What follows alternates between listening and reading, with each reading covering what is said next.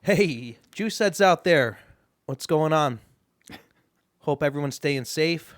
Got a lot of bullshit out there, but welcome to the latest episode of the Juice Giorgio show. And as always, I have my co-host here, Tommy Tomatas. Tommy Tomatas. How you doing? How's your tits? How's your tits? My tits are not so good. That's unfortunate. My tits are a little depleted and worn down. Well, should we tell all the juice heads what we did on Saturday real quick? And then we have a certain topic we're going to jump into for the day. We're going to change the format a little bit from Joe Rogan to something a little more concentrated. Yeah. I think we could actually... Hold on. I think we could tell... Yeah, well, all right. So we'll just segue right in. We'll tell them where we were, and then I was thinking we could elaborate on that, and then we'll get into the topic. Sounds like a plan. Yeah. There you go. So you want to tell them? So this guy picked me up at about 5 o'clock in the morning. Yeah, well, the original plan was to pick you up at 5:15, and right. I got here at about 5:26. I was like, "Fuck, this guy's gonna be outside pacing. He's probably wondering what the hell's going on." And I get here, and I text you twice, no action. I came and ring the doorbell 9 times consecutively, nothing. Went back to the car, text again, nothing. So by the time you came to, I think it was probably about 5. What did we leave? So anyway, we left around 5:45, I guess. Yeah, something like that. Maybe a little later. So my strategy of trying to stay up all night because I was a no-go. I was too excited to sleep. I guess it worked until about 3:45. Yeah, that's usually how it goes down when you try to do that shit. It's right around the hour before you got to get up. Yeah, I couldn't do that strat. I that was me on Thursday night.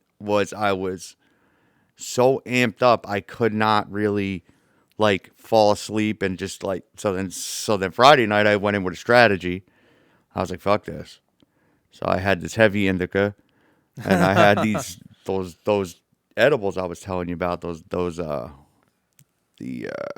worms.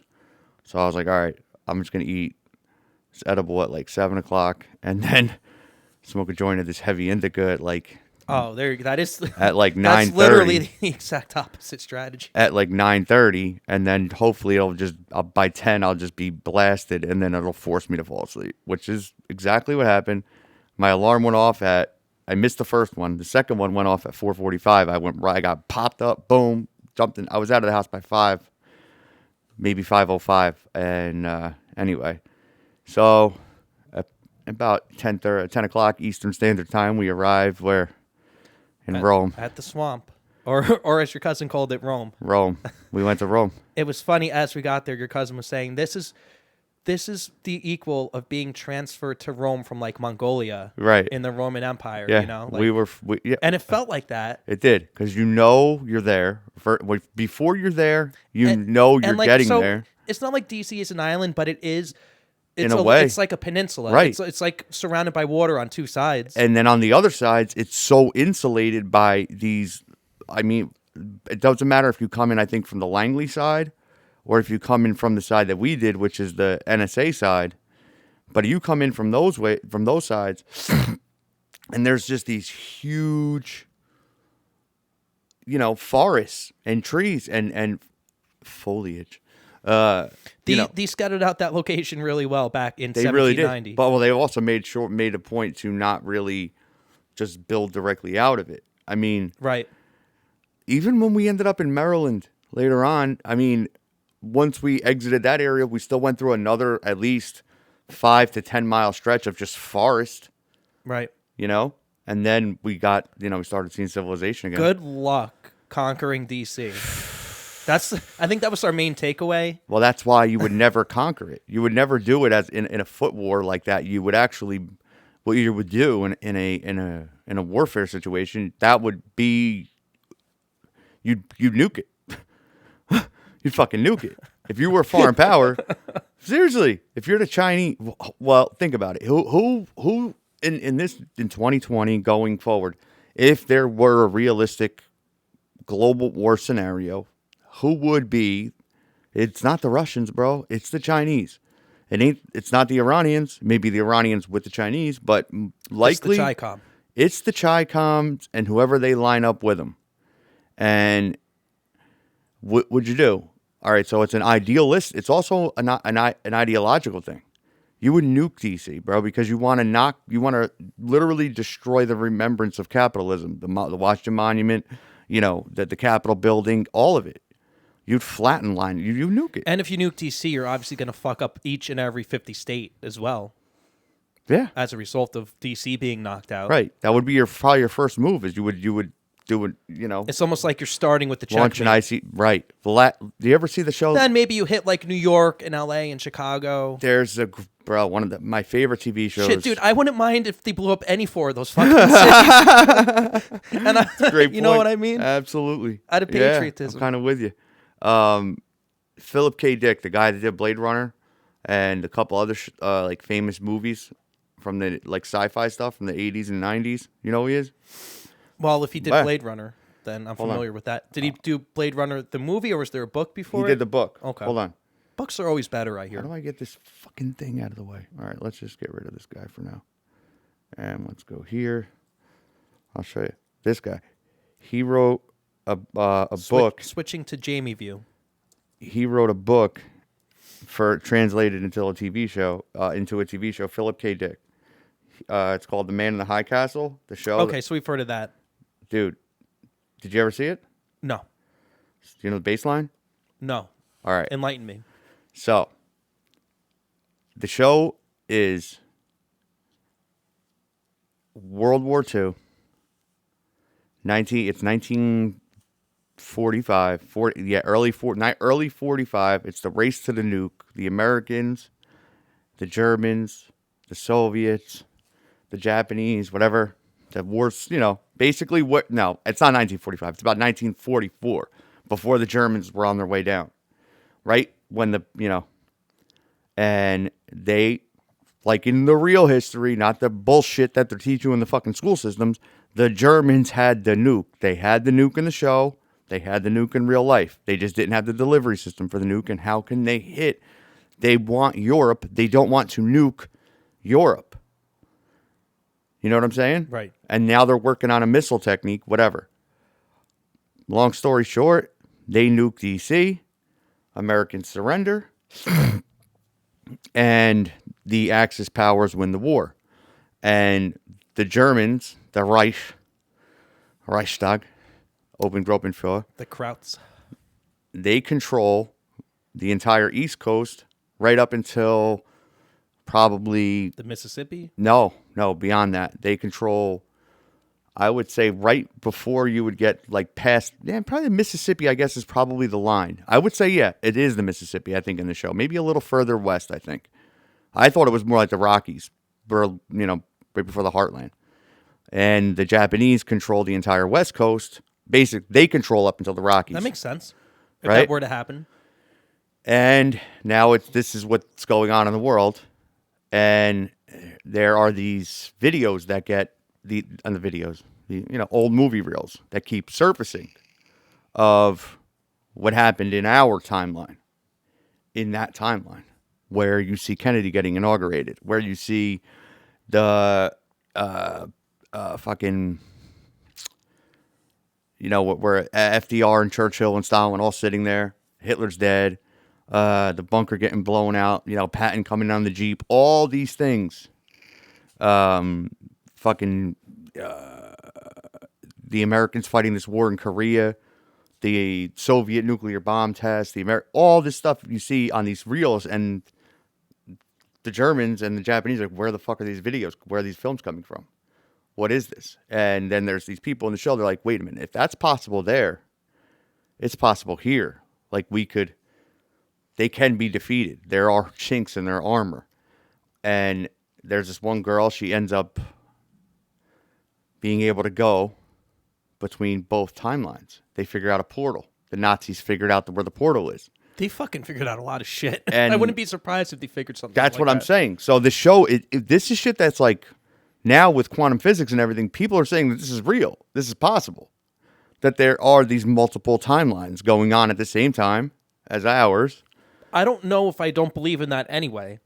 Yeah, but it's one thing to be able to cross over to it, Right. is what it is. Right. But now that's sort of what I always thought about the Bermuda Triangle is I don't know if it's that or if it's like a super highway to get like, I don't know, into the soul. No, I don't want to say the solar system because you're literally disappearing.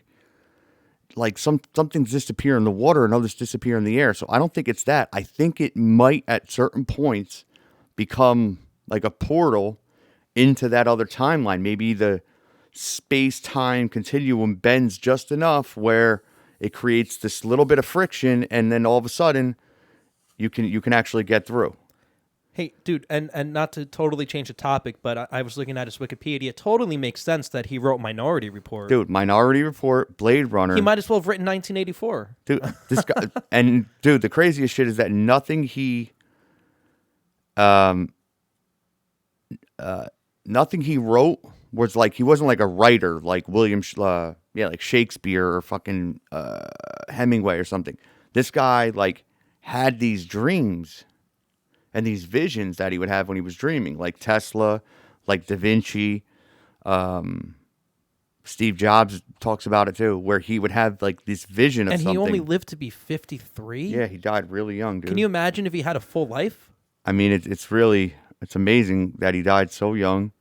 He was born in Chicago. Yeah. He, they looked at paranoid fiction, philosophical fiction. But dude, look at the things that he was just like following a series of religious experiences in 1974. Dick's work engaged in a Total Recall? What the fuck? Yeah, dude, this is the guy, bro. Dick's work engaged in explicitly with issues of theology, philosophy, the nature of reality in his novels, and the exegesis of Philip K. Dick. So when did he did all this other shit first? No.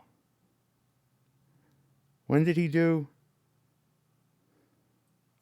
write these books? Let's see. We got to see that. There's got to be a bibliography or something. Yeah. If you scroll down. Early writings. Oh, did you scroll down? If you did, it's come on, it's stuck again. Yeah. This is bullshit. Hold on, we gotta see this. This is some good shit right here. So anyway, while I do this, you could begin to recap the chain of events on Saturday. The Saturday Swamp Special. I mean, it was typically what you would think. The turnout probably wasn't what we thought it was going to be, but we weren't surprised about that either because it came within 24 hours of SCOTUS throwing out the whole Texas lawsuit. So I would say there were a lot of people there, but what I will say is when I was down there for March for Life down in 2008, and it was January, by the way, so it was a way colder day than what we had on Saturday. It was like 3 degrees out. It was fucking... Oh, it was this Saturday? Yeah. Yeah. When you were down there, you were there... When I was there for right March after for he Life, got inaugurated? No, I was there for March for Life. Me and my friend The Truth went back in January of 2008. Oh, okay. And that day, it was fucking freezing, dude. Like, freezing. But my point is, though, there were probably an estimated, I think, like, between 400,000 and 500,000 people there. Whoa. For March for Life. Uh-huh. I don't think there was anywhere near that on Saturday. You wouldn't say you would. So you were there when. But let me ask you this: the thing about the March for Life, right? All the people were concentrated in one area. That's what I was just going to ask you. The thing I want to point out to people too about the Stop the Steal thing, it was an unofficial event. It wasn't like an official event like March for Life is, or like I think the event that was even whenever it was 3 weeks ago or 4 weeks ago, that was some sort of officially organized event. What, the other one? The last Trump march. See. Well, that was the same thing happened that time with this, where it was Jones announces it on his show, saying we're coming in to D.C. on whatever the 12th of December. We're going to be there. I'm going to bring the tank. The whole fucking thing, people. I'm coming to D.C. and we're taking back the Capitol. That's it. Infowars.com. Anthroplex. And then those two women. I don't know who they are, but they're the organizers of a lot of that. They were the Tea Party, the women that were sort of took over the Tea Party movement. They jumped into this thing, and supposedly Flynn spoke. We missed it. Yeah, we missed him. But we missed Where a lot, the fuck were we? Now, dude, I only saw Jones by chance because I happened to be in that proximity when he went on stage. But like, where the fuck were we when we were probably like walking from the to the bar like we went to when we were walking from when we were just like sitting in between the Lincoln and the Washington? Keep in mind, it took us like an hour and a half to get from there to like I know, the area dude, we went to. Fuck. But what I wanted to say pisses me off. What I wanted to say in terms of turnout, though, I couldn't tell you the turnout. There had to be a cool. If you're telling me, go ahead. Because when I was at the March for Life, we were all stuck together. Mm-hmm. It was one big blob of people. Right. And I'm sure the aerial view would show that year over year. If you could pull up the aerial view of March for Life on any given year, I'm sure it would show you that.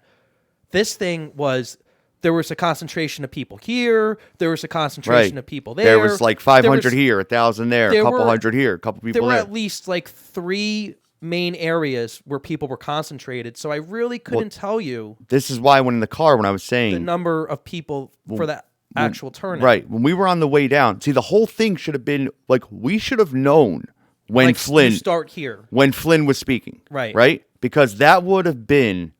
It was too unorganized. Right. If everybody would have known and they were on all those speakers, because a lot of those speakers were blasting different shit. And a lot of people had megaphones that were like yelling random shit. If everybody just said Flynn is speaking at 2 on the main stage at the quarter and whatever, and from that point forward, we're marching to the Supreme Court. That's all you would have had to do and know. Flynn, 1 o'clock, this spot, start there, and then everybody goes that way. Because Flynn would have been, no matter if it was the Jesus people that were there, or the people that were sort of like me, just like pro-Assange, fucking anti-fucking establishment, and then like the Trumpers and the info, whatever. That's a pretty good coalition of people. Right, but that's what it was there. And anti-establishment plus anything is a pretty good group of people. And and you would have had everybody at that one spot where we ended up just by when we were looking for the bar. Right. You know, that's how we ended up that way. And like the thing was, because we were just sort of doing shit on a whim, we didn't realize to walk from A to B was going to take like 45 to 70 minutes. Yeah. So we burned through a lot of time just fucking walking. Right. That was the thing. And then obviously that 3 hours of bullshit I went through, which I was just so pissed about. And then by the time we found somewhere to post up, so it was like you're exhausted. Here's how it went down. Around 2:30, 2:45, we're like, okay, we've been on our feet since whatever a.m., like 10 a.m., 11 a.m. Right. Well, we were awake since 4. Oh, so 5. 4-hour right? car ride. So we were like, let's post up somewhere. Let's take like a late lunch break. Right. And find a bar, have a couple beers, have a sandwich or a sandwich or whatever. Have a sandwich, right. Fucking, take an hour break. Maybe there'll be some cute Trump girls to holler at or whatever. And so by the time we find somewhere, it's like 4:45. Because why? And the day's over. Because of COVID, you had none of the restaurants or bars were open at all. We didn't even realize that till we got there. Yeah. And there was just that cluster of food trucks. Right. And then That's there all was, was. the place that we found, it was essentially the closest place to go to. That wasn't, the Hamilton, where you got to give somebody a dude with a dick, a chick with a dick, a fucking hand job to get in or something, And the place we ended up going to was actually pretty. It was good. It was okay, but I liked that place. Could tell it was probably a snobby place, like under normal conditions. A little bit, yeah. Like they probably I would probably never get in wearing what I was wearing on a normal charging day. me $9 for French fries, dog. That's yeah. Yeah, they were good fries, but they were good, but not $9. Not $9 fries, bro. Nah, no way. But yeah, and that I definitely think the Supreme Court on Friday took so much steam out of the whole thing. But what I was going to say before when I got here is I still can't make sense of where are we? Like on January 20th, is Joe Biden going to be getting inaugurated? I'm at this point, as somebody who's been one of the most optimistic on the Trump side, saying the fight isn't over, the fight isn't over, the fight isn't over, there's cards to be played, there's cards to be played. Well, the thing about this Texas lawsuit, this wasn't a Trump campaign lawsuit. This is something Texas did. The Supreme Court decided Texas can't take other states to court, even though Massachusetts has taken other states to court with the EPA. Whatever. They don't want to listen to their own precedents. It's fine. But I don't look. I'm a believer that it's not over till it's over. And, we'll see what happens in January. But Really? it's a lot to follow. It's a headache to try to keep up with it. See, like, then you have this happens yesterday, and you're like, wait a minute. Hold the phone.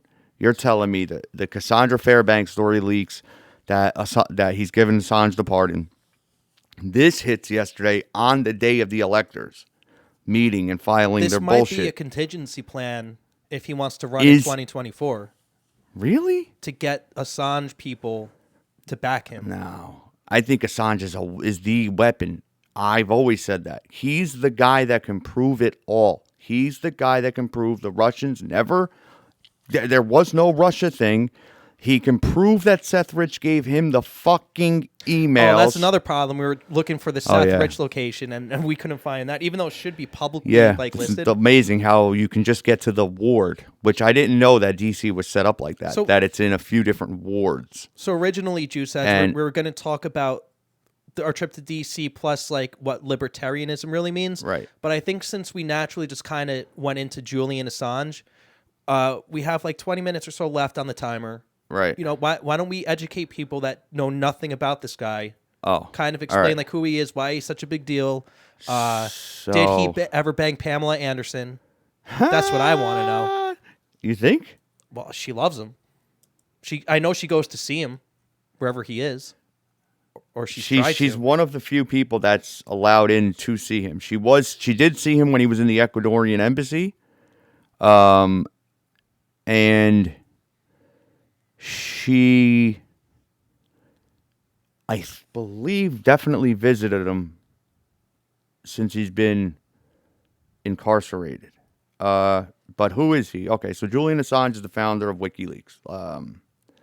If anybody's not familiar with what WikiLeaks is, all it was a publishing website that didn't write any kind of spin or any kind of, It was just straight up journalism. It was, we got these documents. This activity is criminal. Here you go, people. Do you want to see them or not? They're here for you to see. And if the government is committing criminal actions, there should be nothing illegal about being a whistleblower. Exactly. Because now, it's okay to have fake whistleblowers about Kavanaugh. Or fake, or the and fake, Russiagate. Right? Those guys weren't real whistleblowers. But when the government is proven to be committing crimes, it's illegal to whistleblow that. It makes no sense. They first came at him in 2010 after he exposed the Chelsea Manning stuff happened. Well, yeah, let's do that. Like, let's get into. I'm sure you have the list mentally. Like, what are the crimes that that the government committed? So first, what happened was, all right. So the reason he's been like on the run this whole time was because it started in 2010 when the Swedes just out of nowhere accused him of sexual assault with like no evidence. Eventually, they dropped the charges, but in the meantime, the British and the Americans filed secondary charges against him for some bullshit in 2012 in London, and then the Americans filed some bullshit charge against him in 2016. But it's in 2010, the initial thing started after the Chelsea Manning stuff happened, where he got the emails and the videos and basically the Americans bragging about torture and war crimes, and they know they're doing it, and they don't care. And he exposed it to the world, and that's how the ball began rolling. And then in 2015, going into 2016, they published John Podesta's emails, which this is the famous hammer dropper, but there's been 1,000 and plus other things. How many scandals is that guy involved with? Bro, there's been so many things on WikiLeaks. I mean, about the Russian government, or it's a global thing. Mind you. Now, if I, as a civilian, back in like 2012 went on WikiLeaks, am I committing a crime by going on WikiLeaks? Not yet. No. It's not. Dude, they weren't. It's still up and running. We'll go hunt it right now. We'll read the Podesta fucking emails for the world. You want to hear it? Oh, we're going to get banned. I mean, if we had some viewers, we actually would. But here, let's go. Let's fucking go. You want to get there? Let's get there. I mean, dude, all it was no journalism, dude. It was just, we're going to let the people read it. This is just straight up factual information direct from the government. See, like, WikiLeaks is still there. It's still, like, up and running. So it's not, How many fucking times over is this site mirrored, do you think? Oh, God. Please, bro. I mean, like, I don't know who's running it now, but it all runs off of donations and stuff. And, dude, it's just like a great fucking thing. I'm sorry. WikiLeaks was great. But the point is, you're wrongfully prosecuting this man. Hillary Clinton just decided to say that he was the reason she lost and that he was in bed with the Russians. Why? Because his name sounds a little bit like too fancy for the Americans. It's Julian Assange. Dude, he was the hero of the left. And Bill Maher. And if you remember when Trump was campaigning, he said, "Oh, WikiLeaks, please give us those 33,000 emails." But like he was saying it like a joke, right. Actually. He said it like a joke. Like, WikiLeaks, we love you out there. Give me those emails if you find them. Like, he said it like a joke. And it's two things. It's the left just being fucking assholes, and it's the left just proving they have no sense of humor. It's both those things put together. Oh, here we go. What's this? Shadowgate? What the fuck is this? Oh, no, we don't want that. Here. Let's see. John Podesta. Man, there are so many shady things about this John Podesta guy. The worst, bro. What a criminal. What a disgusting criminal. He is the lowest of low. Here we go.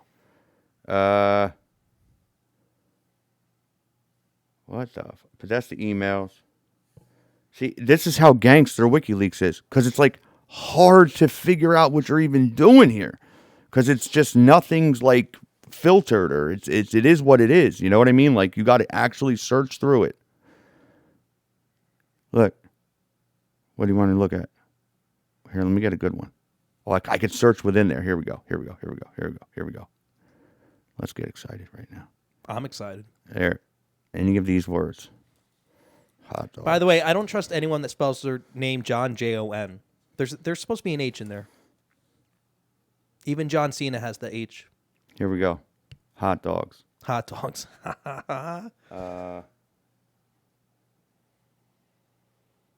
a minute. Why is it?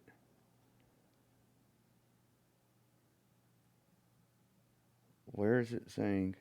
It's just saying his name in there. Hot dogs and pie. Boom. What's this? Is that a little Comet ping pong email? Oh, it's not coming up on there? No, it's on the search site. God damn it. Try opening in a new tab and see what happens. No, it's just, for some reason, it just like, it's definitely on my end. It's definitely this friggin' the laptop. You know what I mean? It's got to be. Project. Hold on. Duplicate. Connect to wireless display. Juice TV. I'll disconnect it. I was going to say, too, you can just copy and paste the email.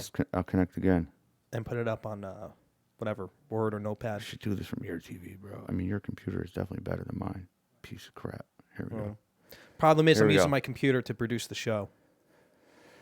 Good point. All right, Paul Steinbrenner, crowd size. Knew this was going to be competitive. Says Dartmouth puts Hanover. Hashtag New Hampshire rally size at 850 people. Da-da-da. Her ice cream, is that for me? She said. Her ice cream, is that for me? Clinton what does that even that mean? A Republican president would repeal Obamacare. What is this, dude? This is not what I'm looking for. Hold on. We want the actual fucking... They're talking about healthcare and pedophile in the same fucking conversation. Yeah, no, we want the actual... Let's just go to pizza and just do it that way.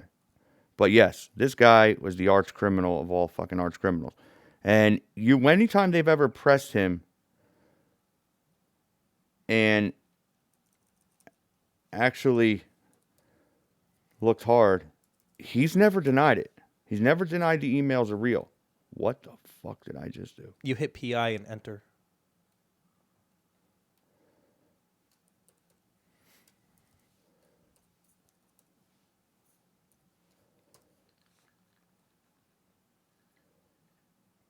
Get ready for Hot Dog Friday. Chicago hot dog. Does that This mean, is the one. is that Chicago meat in there because of Obama and him being from Chicago?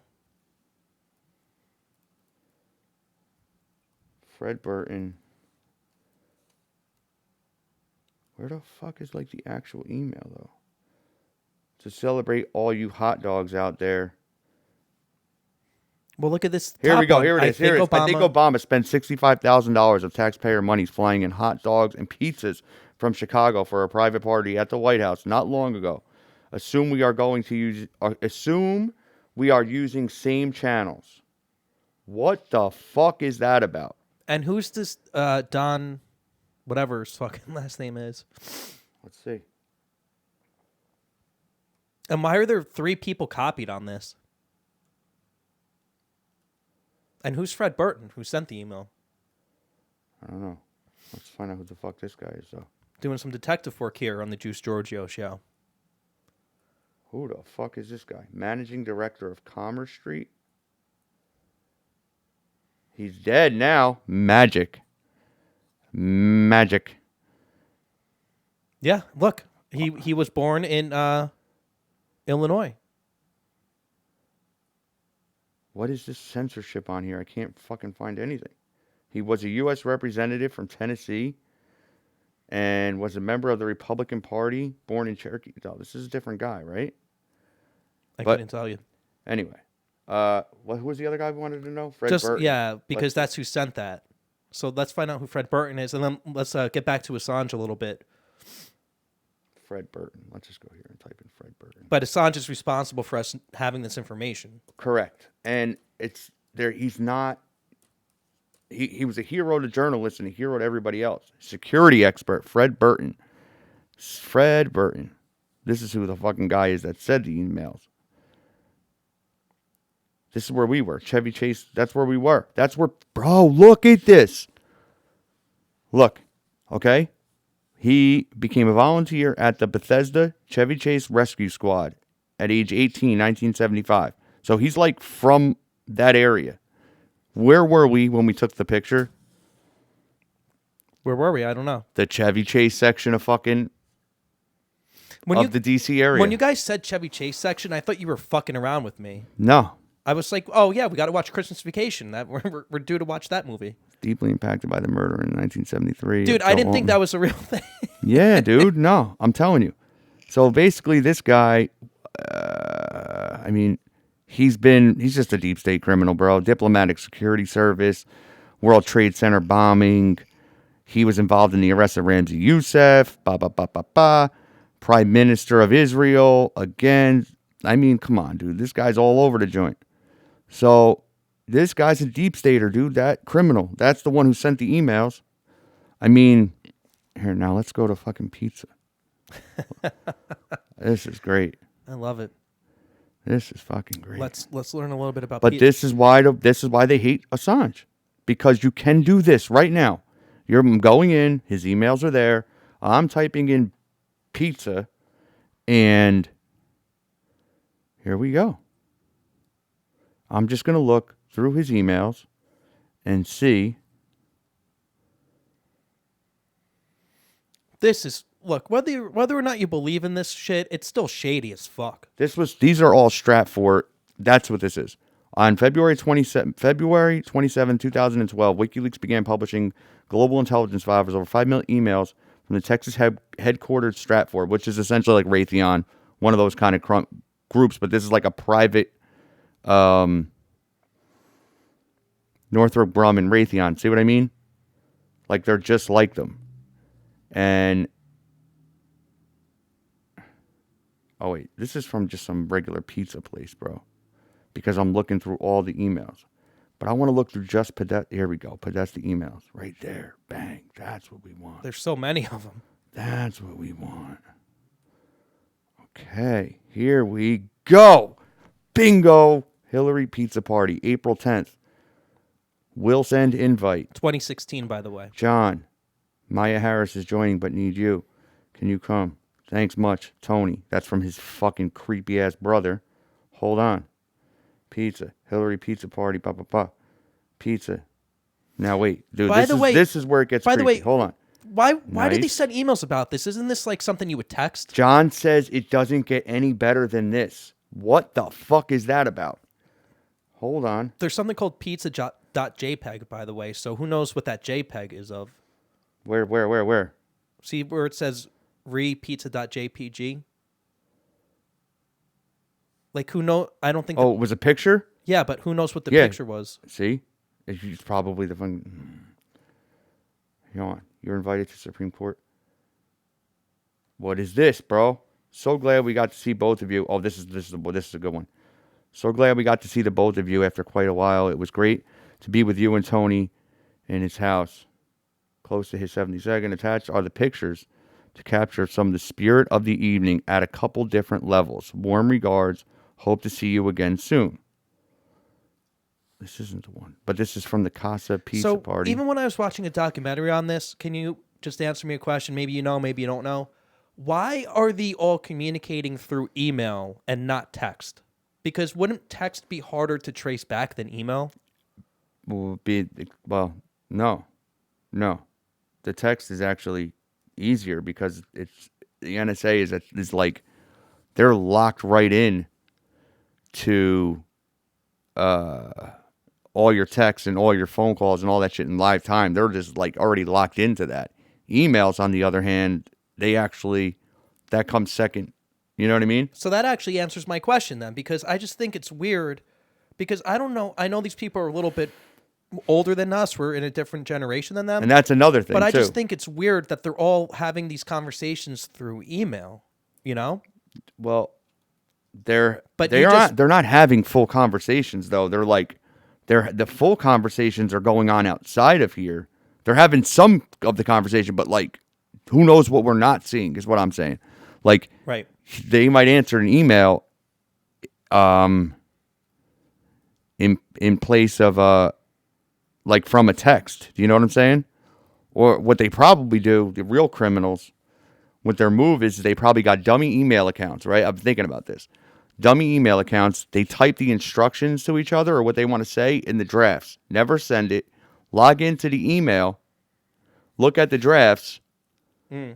Delete the draft. Go back. Because then it never gets sent. Oh, it is the dumb email with a bunch of drafts in it. Wow. So you'd have to be looking at that email specifically, searching it keyword, and It's like they're dumb, but they're not that dumb. They're just dumb enough that we get these emails. right. Well, the only reason we got these emails was because of Bernie Sanders. I mean, let's talk about debate. This Let's is what explain that. This is what they don't want to talk about. So a lot of people aren't privy to this. 2016 in the primaries, when it was HRC Sanders final two, like it's a known fact throughout even the Democrat people that are tied in to the DNC, they'll tell you she stole the nomination. She stole at the minimum 10 states. We know on Super Tuesday we have the Project Veritas video to verify it.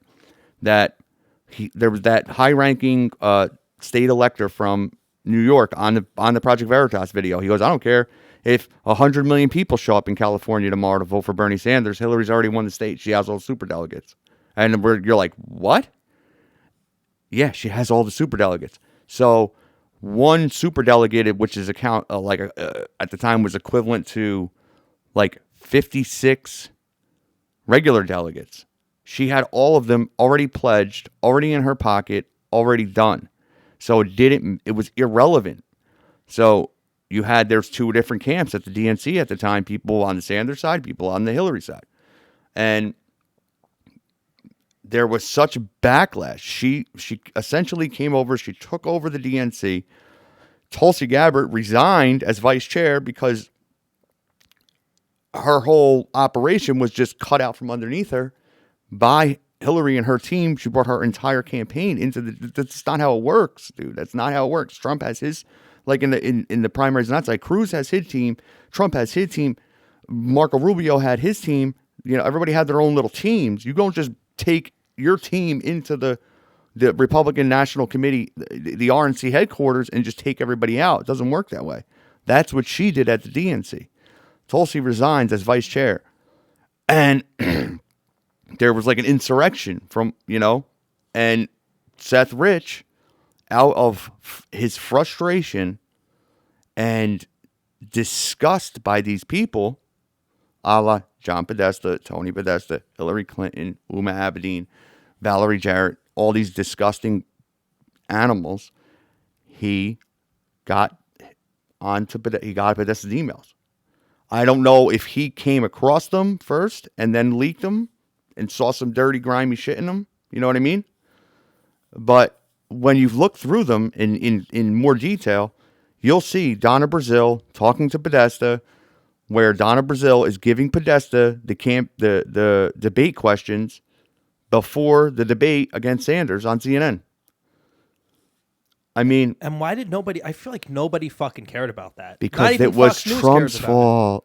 It was Trump's fault. It was the Russians and it was Trump. It didn't matter about the contents. Again, it's always about, this is the media. This is what they do. It's just the what. It's never about the how or the why. And in my world, the how plus the why equal the what. Them, it's irrelevant. And that's where we're become today. Like Chris Cuomo told you, you can't go out there and read those WikiLeaks because right. It's illegal. It's illegal. Our job here at the media, see, we can go and look at them, and then we can tell you. But anyway. That's so insane to fucking say something like that, by the way. And the people that buy and they're like, yeah. And when you tell somebody, like, yo, did you read the Podesta like the emails on WikiLeaks, the Podesta emails? Like, why would I'm not going to get in trouble. What? What the fuck did you say? You don't want to get in trouble? How could you get in trouble? You're just reading it. You can't get in trouble to read. You know what I mean? Like, and now Assange, who has the goods, bro. He's had the goods. And he was a hero. Bill Maher and these guys Julian Assange was their fucking hero until 2016 when he started to expose the left, as well as exposing, because before that, he was exposing shit from the Bush era, right? But he did expose like the Obama war crimes, which at least at that time the Jeremy Scahills of the world, who is now another fucking carpetbagger, and Glenn Greenwald and whoever else was a respectable Democratic journalist, a so-called left-leaning journalist, even Chris Hayes, they would call Obama out and call him out for his illegal drone strikes of American citizens without due process and all kinds of shit. But now it's irrelevant. It is not relevant as to what, like, the cause and effect. You know what I mean? There is no more cause. Effect, they skip right to that. Like, for example, if Trump called martial law because we know there was a stolen election and they're trying to destroy the evidence and we need to lock the country down to make sure the evidence doesn't leave. By the way, I hear that they've been doing that. I hear that they've been shredding a lot of shit since November 5th or whatever. Oh, yeah. Or November 4th. Absolutely they have. They've been trying to reset all the machines and shit. This is what I'm saying, bro. It's like, you're telling me these people are just going to get away with it? So with a few more minutes left, Tommy Tomatas, is there anything else? Let's just say this is Julian Assange for Dummy, all right, the speed version. So anything else we should know about Assange? He's a Swede. He's not, again, he was never in the business of making money. He was just basically he created WikiLeaks, which was a forum. That's all it is, was a forum that when people that were whistleblowers came across this crap, they had somewhere to go with it. And they could just give it to them in some kind of way, under the table in a way where they can then publish these illegal acts. And he doesn't just publish it to be, he's never like, just like Iraq, Afghan war logs, different types of assessments done, email leaks. I mean, it was just a place. It didn't matter. There was no political affiliation. It was just right. It didn't matter who did it, and it didn't matter where it happened. It didn't matter if the British did it. There was tons of crap about Tony Blair on there. They were the ones really pushing it to go after him. This is who's really behind a lot of this shit with the Russia shit, is really the Brits, bro. Right. There was, yes. The whole fake, what What the hell was that thing? Remember? The fake dossier? Well, the fake dossier, but no, the Novichok or whatever the poisoning was of the spy. Remember, where they tried to say the Russian spy poisoned the fellow KGB guy, and they were on a park bench. Don't you remember this? I might have missed that. There was so much information that came out from that. It was like he used some kind of rare nerve agent where you just can unscrew a pen top and this little bit of gas comes out and it kills Like you in a movie? Yes. And the people bully because Chris Cuomo told you it was true. So with about a minute left here, anything else? We don't have to stop in a minute. Oh, But, I get it. Well, what I'm saying is this: is that if it's true that Assange is getting pardoned, and if it's like we saw that these audits in the few places they were actually allowed to do them, in Wisconsin and stuff, where they're auditing these machines. Now, we know they're doing them in other places. Was it like when you think that he's totally done and there's nothing left and they've shot their nut, is this when he makes his comeback? I don't think so. I don't know. I would like to think that yes, but I don't know. There you go. How's your tits? All right. Well, unless you have anything else real quick, we're going to take a break. We're going to do another episode for you guys. We might jump into a little bit about what libertarianism means as an idea and what would happen if we're looking at states trying to secede in 2020 versus the 1800s or whatever. So, Tommy Tomatas, I don't know if you have any closing words for the juice heads out there. Stay black, because that's what's most important. In the words of Joey Coco motherfucking Diaz. Stay black, cocksuckers. That is what's most important. Stay safe out there, juice heads, and we'll see you back with another Make sure you episode. do some juice, though. Like a good cycle. Like a little trend, Winstrol, Deca. Be a good juice head. Stay safe. See you next time on Stay white. The Juice Giorgio Show. Can't say stay white. That's racist. That's racist.